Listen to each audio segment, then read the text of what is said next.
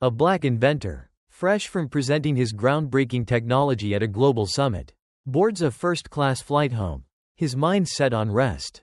But within minutes, the mood shifts. A flight attendant questions his seat assignment, not once, but twice, despite his valid ticket. Her gaze lingers on his laptop bag, and soon she demands to search it, claiming security reasons. The cabin falls silent as passengers watch the unnecessary scrutiny unfold. 10 minutes later, her boss quietly pulls her aside. By the time the plane lands, the flight attendant's career takes a sharp turn no one expected. What happened next ignited a chain of events that still has people talking. Stay with me. This story is far from over. Let us know in the comments where you're watching from. And if this hits home, don't forget to like and subscribe for more stories that matter. The airport hummed with the rhythm of the ordinary, the hurried footsteps, the distant call of boarding announcements, the clattering of rolling suitcases over tile floors. Elisha Moore, dressed sharply but comfortably, moved with a quiet confidence through the crowded terminal. She was no stranger to this place. Airports, for Elisha, were more than transit hubs. They were battlegrounds where assumptions and biases often collided with the simple desire to move from one place to another. Her laptop bag, sleek and worn with use, rested snugly against her side. Inside were the blueprints of her latest project, an invention that, if successful, could revolutionize the way people communicated across digital divides. Elisha was an engineer, a creator, someone who lived by the principle that progress required relentless work and unwavering faith in one's abilities. But today, her journey wasn't about accolades or recognition. It was simply about getting to a meeting that had the potential to shift her career forward. First-class boarding was called. Elisha stepped forward, her eyes meeting the bored, indifferent gaze of the airline agent scanning tickets. The agent barely glanced at her before ushering her through. It wasn't until Elisha reached her seat that she felt the weight of someone watching her. She glanced around. Most passengers were preoccupied with their phones, headphones, or idle chatter. The hum of privilege filled the first-class cabin, a kind of casual assurance that nothing in the world could disrupt the comfort of their leather seats or complimentary champagne. Elisha exhaled, shaking off the feeling. She placed her laptop bag gently beneath the seat and settled in, unfolding a set of notes she had printed earlier. But then, there it was again, the lingering gaze. The flight attendant had paused a few rows ahead, blonde hair tucked neatly beneath her navy hat. She exuded the same practiced charm as any seasoned crew member. But something in her eyes shifted as she looked at Elisha. A flicker of doubt, a questioning glance that lasted just a second too long. Elisha felt it in her bones. This wasn't the first time. Rebecca, her name tag read, smiled tightly and continued down the aisle. Elisha returned to her notes, but the sensation settled over her like a low, steady hum. Moments passed. Boarding continued. Rebecca returned, this time standing beside Elisha's seat, clipboard in hand. Her voice was polished, but beneath it lay a current Elisha recognized all too well. "Ma'am, I just wanted to confirm, this is your seat?" Alicia's head lifted slowly. Her expression was neutral, unreadable, but her eyes sharpened. "Yes," she replied, holding her ticket up without breaking eye contact. Rebecca's gaze flickered to the boarding pass, scanning it with an unnecessary level of scrutiny. The subtle shift of her lips, tight, pressed, said more than any words could. Elisha had met this moment before. In boardrooms, on sidewalks, in upscale stores. It was the unspoken challenge, the silent request to justify her presence. Rebecca returned the ticket, her smile almost convincing. "Thank you," she said, before stepping away. Elisha resumed her work, but the edges of her calm had frayed.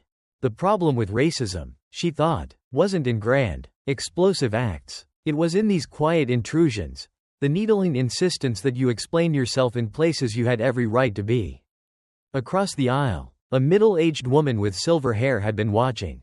She offered Elisha a polite nod, as if to say, "I saw that too." Elisha smiled faintly in return, but her mind was elsewhere. She had a sinking feeling that the day was far from over. The plane hadn't yet left the gate, but the tension had already begun to settle like fine dust on polished surfaces.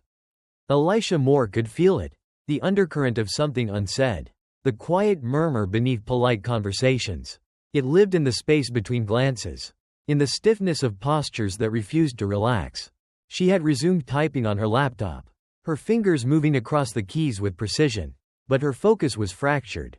A familiar knot twisted in her stomach, not fear, but the awareness that she was once again playing a game whose rules shifted without warning. Rebecca, the flight attendant, had disappeared into the galley. But Elisha knew she hadn't gone far. People like Rebecca never truly left the room. Their presence lingered in the corners of your mind, daring you to let your guard down. Elisha reminded herself to breathe, to press forward. She'd endured worse. But worse wasn't always a grand spectacle. Sometimes, it was subtle. Sometimes, it was a slow drip, like water finding the cracks in stone. The murmurs started small. A man a few rows behind her leaned toward his seatmate. Elisha caught fragments of the conversation. "She seems out of place," he whispered, his voice low but not low enough. I'm not saying anything, but..." His words trailed off, unfinished. They didn't need to be completed. Elisha kept typing. She could feel the silver-haired woman across the aisle watching again. This time, there was something firmer in her gaze, a quiet indignation. Rebecca re-emerged, her hands folded neatly in front of her. She moved with the air of someone carrying authority. Though that authority, Elisha suspected, was borrowed rather than earned. She stopped at Elisha's row once more, her smile professional but thin. "Ma'am," Rebecca began, her voice delicate, like one might speak to a child. "I apologize for the inconvenience. But I noticed something about your bag. For security reasons, I need to take a quick look inside." Alicia's eyes narrowed just slightly. But she remained calm. "My bag?" she asked, her tone even. "It's been through TSA screening. Twice." "I understand," Rebecca replied, her practiced smile never faltering. "It's just a routine check." It was not routine. The man across the aisle, who had said nothing but heard everything, shifted uncomfortably in his seat. The silver-haired woman set down her magazine with a deliberate slowness. Elisha glanced toward the front of the plane. There were plenty of bags, plenty of passengers, that had not been, routinely, checked. And yet, here they were. Still, she unzipped the bag with the same measured grace she carried everywhere.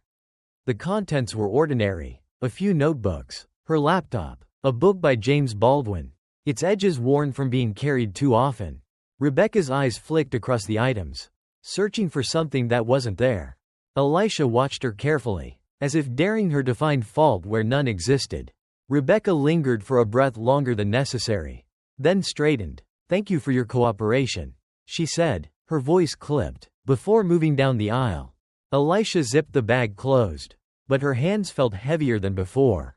The murmurs returned. "She handled that well," someone whispered. "She shouldn't have to handle it at all," the silver-haired woman muttered under her breath. Alicia's eyes met hers for the briefest of moments. And in that fleeting exchange, there was solidarity, quiet but present, like a hand resting gently on one's shoulder. But the weight of Rebecca's gaze lingered long after she was gone.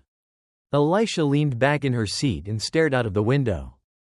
The engines hummed softly beneath her, steady and indifferent, but outside, beyond the glass, the world felt far less certain. And the flight hadn't even begun.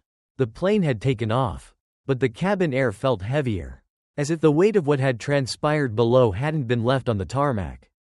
Elisha Moore sat upright in her first-class seat, eyes fixed on the distant clouds beyond the window. The hum of the engines filled the silence. But inside her, something else stirred, a disquiet she knew all too well. Rebecca, the flight attendant, hadn't returned to her row since the bag inspection. Perhaps she thought it best to let the moment pass, to tuck it away like a misfiled document, hoping no one would pull it back into the light. But silence was never absence. Elisha could feel the eyes. Not Rebecca's this time, but the passengers. Not all of them, of course. Some were too engrossed in their phones or in-flight movies to notice.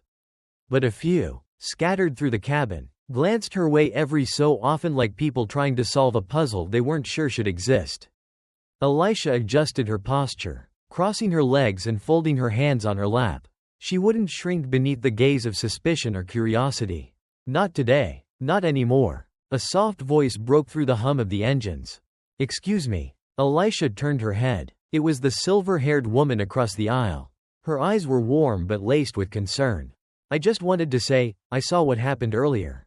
And I'm sorry you had to deal with that. Elisha smiled faintly, grateful for the acknowledgement but wary of where this conversation might lead. Thank you, she replied. I appreciate that. The woman hesitated for a moment, fiddling with the edge of her travel blanket before leaning in slightly. I've been flying for years, the woman continued, her voice just above a whisper. And I can't recall the last time I saw them check someone's bag like that. Certainly not in first class. Alicia's eyes softened, but she chose her words carefully. It happens more often than you might think. The woman's brow furrowed. She seemed to chew on that for a moment, her lips tightening as if she were searching for the right response, one that wouldn't sound naive. That's not right, the woman finally said. Her voice was steady, but the frustration beneath it was evident. No, Elisha replied quietly. It isn't. Before the conversation could go any further, Rebecca reappeared at the front of the cabin. She held a tray of refreshments. Her posture stiff, movements mechanical. The strain in her shoulders betrayed her attempt at professionalism. But Elisha noticed something else. Rebecca's eyes flickered toward her row. Only for a second, but enough to betray the lingering unease. It wasn't guilt. Guilt had a softness to it, a weight that bent the spine. No, this was something sharper, something defensive, as if Rebecca feared Elisha might say something that would unravel her. Elisha didn't. She simply watched. Rebecca approached the row directly in front of Alicia's, offering drinks to the passengers with a smile that didn't quite reach her eyes. But just as she turned to continue down the aisle, a voice cut through the cabin. Excuse me. It was the silver-haired woman again. Her tone was polite, but there was steel beneath it. Yes, ma'am, Rebecca replied, her smile tightening. The woman gestured subtly toward Alicia's seat. I couldn't help but notice you've been particularly attentive to this passenger. Is there a reason for that? The question dropped into the cabin like a stone into still water. A few heads turned, others pretended not to hear, but their posture betrayed them. Rebecca's face flushed, but she masked it quickly. Oh, no, ma'am, just following protocol, Rebecca answered, the words rushing out too quickly to sound convincing. The woman held her gaze. Protocol, she repeated slowly. I see. There was no raised voice. No dramatic confrontation. Just a simple, deliberate exchange that seemed to stretch longer than it should. Elisha could feel the shift happening. The kind of shift that only occurs when one person, quietly but firmly, chooses not to let something slip by unnoticed. Rebecca excused herself quickly, disappearing back into the galley. Elisha glanced at the woman again, offering a small nod. You didn't have to do that, Elisha said softly. Yes, I did, the woman replied, and if more people had to, maybe this wouldn't happen so often. Elisha let the words hang between them, the truth of it undeniable. But she also knew that the moment wasn't over. These things never ended with a single confrontation. They lingered, like shadows. Elisha Moore knew better than to relax. The air inside that first-class cabin had shifted subtly, but unmistakably. Rebecca had retreated to the galley, but her presence lingered like the echo of an unresolved argument. The silver-haired woman across the aisle, whom Elisha now thought of as an unlikely ally, had resumed reading her magazine, but her gaze flickered toward the galley door every so often. Alicia's eyes drifted to the rows ahead, then to the expanse of the plane's window. The clouds beyond were steady, unchanging, but here, inside this narrow corridor of privilege, things felt fragile, as if the slightest nudge could send the balance tilting in a direction no one wanted to confront.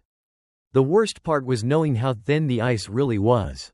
One wrong move, one misinterpreted word, and the polite, uncomfortable tension could harden into something colder, something dangerous. Elisha tapped lightly on the edge of her armrest, as though keeping time with an invisible clock. She glanced up just as Rebecca emerged again, tray in hand, her shoulders squared with forced confidence. Her steps slowed when she reached Alicia's row. Would you like something to drink? Rebecca asked. Her voice was smoother this time, but there was an edge to it, a subtle attempt to reclaim authority, to erase the embarrassment she'd endured only minutes earlier. Elisha met her gaze without hesitation. Water's fine, Elisha replied evenly. Rebecca poured it carefully, setting the glass down with precision. As if by controlling this simple act, she could regain some semblance of control over the room. But control was already slipping through her fingers. As Rebecca turned to move on, A low voice from a few rows behind them cut through the quiet. Funny how she's the only one getting checked twice. The words came from a man with salt and pepper hair, his face partially hidden behind a worn baseball cap. He hadn't spoken before, but now his tone carried the weight of someone who'd seen enough to know exactly what was happening. Rebecca's back stiffened. "I'm sorry?" she asked, turning sharply. The man didn't look up from his phone. "I just said it's funny," he repeated, louder this time. "How you keep circling her seat." A ripple passed through the cabin. Not loud but undeniable. Passengers exchanged glances, some uncomfortable, some quietly nodding in agreement. Rebecca's smile tightened at the edges, but it no longer held the same polish. "There's no issue here, sir," she said, trying to sound dismissive. The man raised his head slightly. His eyes met Rebecca's, calm but unwavering. "That's not how it looks from here." Elisha watched the exchange in silence. There was nothing satisfying about it. She didn't want Rebecca humiliated, nor did she take pleasure in seeing others step into the fray. What she always wanted was something far simpler: to be left alone. To exist without justification. Rebecca's gaze lingered on the man for a beat too long. Then, without another word, she retreated to the galley once more. The cabin door shut behind her with a soft thud. Elisha sipped her water, aware that the room was still charged, still waiting for something to resolve itself. Across the aisle, the silver-haired woman folded her magazine. "Maybe she'll think twice next time," the woman said softly. Elisha gave a faint smile, though it didn't quite reach her eyes. "Maybe," Elisha replied, but she wasn't sure she believed it. She had lived long enough to know that silence, especially the uncomfortable kind, didn't often lead to reflection. It just waited for the next opportunity to speak. The flight continued, but the tension sat between the rows like an unwelcome passenger. Elisha could feel it, the way conversations grew quieter as Rebecca passed. The way eyes flickered toward her row but darted away before making contact. Racism, she had learned long ago, didn't need to announce itself loudly to be felt. Often, it existed in the spaces where nothing was said at all. Elisha adjusted in her seat, trying to sink into the comfort that first class was supposed to promise. But comfort wasn't a seat assignment or the width of an armrest. Comfort required the absence of scrutiny. And today, there was none. Rebecca hadn't returned since the confrontation. But Elisha knew it wasn't over. People like Rebecca didn't retreat. They recalculated. Sure enough, it wasn't long before the galley door opened, and Rebecca stepped out, this time followed by another flight attendant, a man. Taller, older, with the unmistakable posture of someone who carried authority. His name tag read, Lewis. Alicia's pulse quickened, but outwardly, she remained calm. She folded her hands neatly in her lap and waited. Lewis stopped at her row, offering a polite but measured smile. "Ma'am," he began, his voice smooth, rehearsed. "I understand there was a misunderstanding earlier. I just wanted to personally check in and make sure everything is all right." The words were gentle, but Elisha recognized them for what they were, an attempt to smooth over the rough edges. To gently nudge the lid back over a pot that had begun to simmer. "I'm fine," Elisha replied, her tone controlled but firm. "Though I wasn't aware that I needed to be checked on." Lewis' smile flickered at the corners. He glanced toward Rebecca, who stood a few steps behind him, arms crossed loosely but eyes sharp. "Oh, not at all," Lewis replied quickly. "It's just that we like to ensure all our first-class passengers are comfortable." Alicia's gaze didn't waver. "Then why is it only me you're checking on?" Lewis hesitated. The pause stretched longer than either of them liked. "I'm sure that's not the case," he offered, but the confidence in his voice had faltered, even if just slightly. Across the aisle, the silver-haired woman shifted in her seat. She said nothing, but the set of her jaw spoke volumes. Lewis caught the movement, glancing toward her as if sensing an audience he hadn't expected. Elisha took the opening. "I've flown this airline plenty of times," she said, her voice quiet but deliberate. "And I can't recall another flight where my seat assignment led to this much attention. I boarded like everyone else. I went through security like everyone else.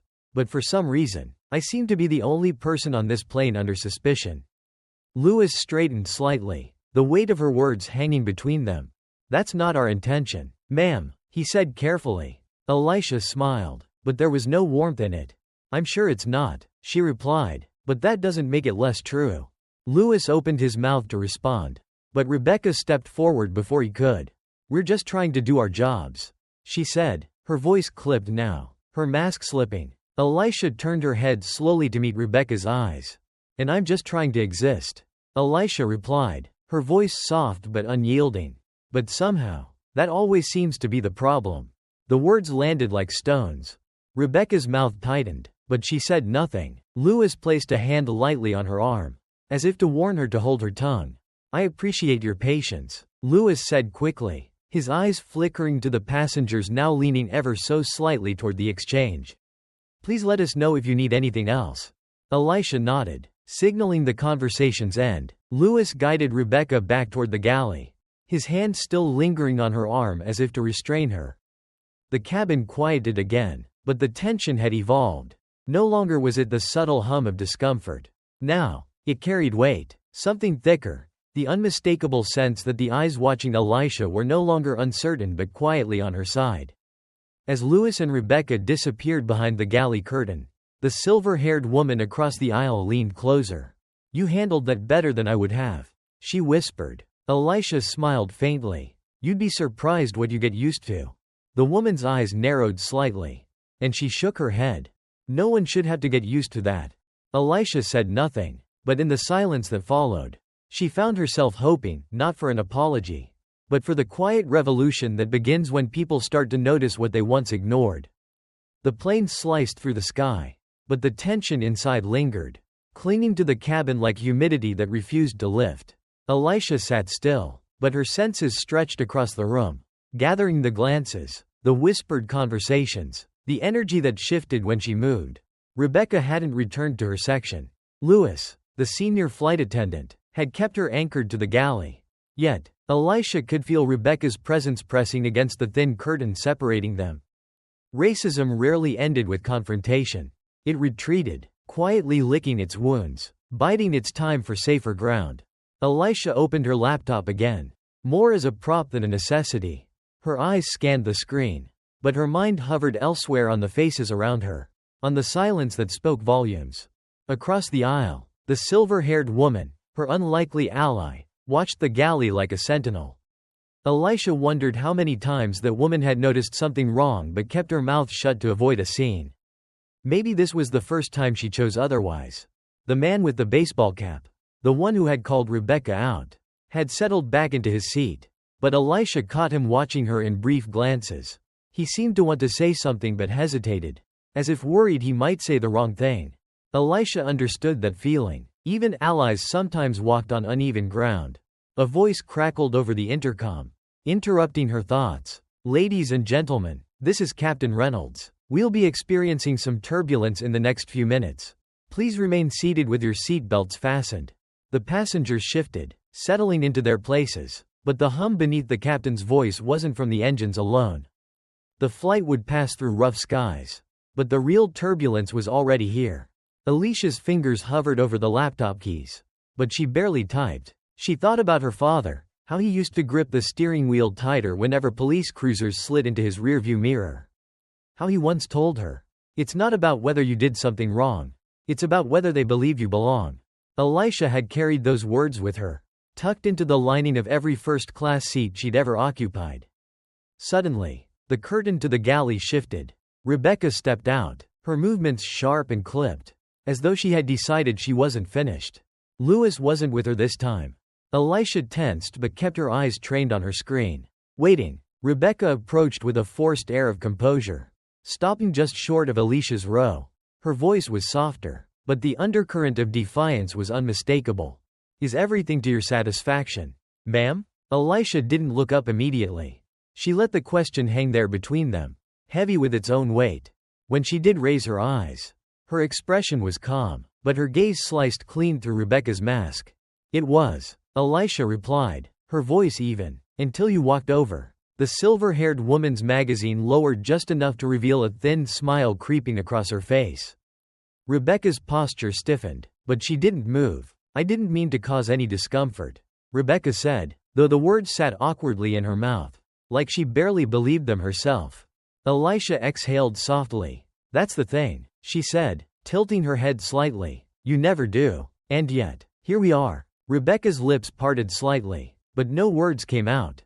Behind her, Lewis emerged, stepping forward with a glance sharp enough to slice through the air. Rebecca, Lewis said, his voice low but firm. Return to the galley. Now. Rebecca hesitated, her eyes flickering toward Elisha.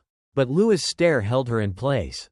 Reluctantly, Rebecca stepped back, her hands tightening into small fists at her sides as she disappeared through the curtain.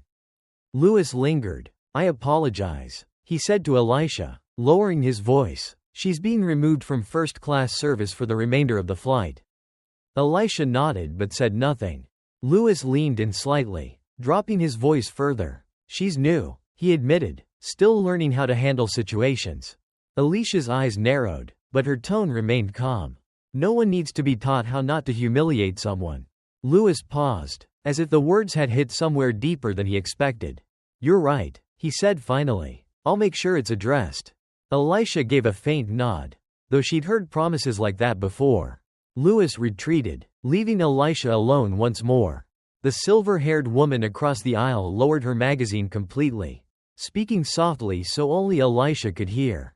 She won't forget this, the woman said. Neither will I, Elisha replied. And for the first time since the flight began, she allowed herself to believe that maybe, just maybe, neither would anyone else in that cabin. The plane leveled out, but the atmosphere in first class had shifted. There was no explosion, no outburst, just the subtle unraveling of a mask that had held too tightly for too long. Rebecca was gone, and in her absence, the air felt lighter, not easy, not comfortable, but less constricted. Elisha Moore sat back in her seat. But she did not relax. Experience had taught her that the absence of conflict did not mean resolution. The silver-haired woman across the aisle had resumed reading, but Elisha caught her stealing glances from behind the pages. The man in the baseball cap tapped his knee absent-mindedly, his eyes flickering toward the galley door as if half expecting Rebecca to return. The thing about moments like this, Elisha thought, was that they didn't just happen to one person. They happened to everyone in the room, even if they pretended otherwise. The seatbelt sign flickered off, and passengers stirred. The murmur of conversation picked up again. But it was a different kind of quiet, the sort that follows after something has cracked and people aren't sure whether to step over it or stare into the gap. Lewis, the senior flight attendant, made his rounds, careful to stop at each row. When he reached Alicia's, he lingered longer than necessary. Can I get you anything else, ma'am? He asked softly, his tone laced with something more personal, something like regret. Elisha shook her head. I'm fine, she replied. Thank you. He nodded but didn't move. Rebecca's been reassigned, he added after a pause, as if that small detail might smooth over the deeper cracks that had formed. Elisha met his gaze. Good, she said simply, but that won't fix the problem. Lewis' eyes lowered, and for a brief moment, the authority he carried seemed to shrink beneath the weight of the truth between them. I know, he admitted quietly. Elisha nodded once. It was enough. As Lewis moved on, the man with the baseball cap shifted forward in his seat, leaning toward Elisha as if the space between them had closed. Some nerve on her, he muttered, shaking his head. Elisha smiled faintly but said nothing. The man scratched his chin, his voice dropping lower. You know, I almost didn't say anything, he confessed. Figured it wasn't my business. Elisha turned to him, her eyes soft but serious. That's how it usually happens, she replied. People watch, they see it, but they don't want to cause trouble. The man nodded slowly, his brow furrowed. But it is trouble, he said, more to himself than to her. I guess I didn't think about it that way. Alicia's lips pressed together in a small, knowing smile. It's not about thinking, she said. It's about feeling it. Most people don't let themselves. The man sat back in his seat, the weight of her words settling into his expression.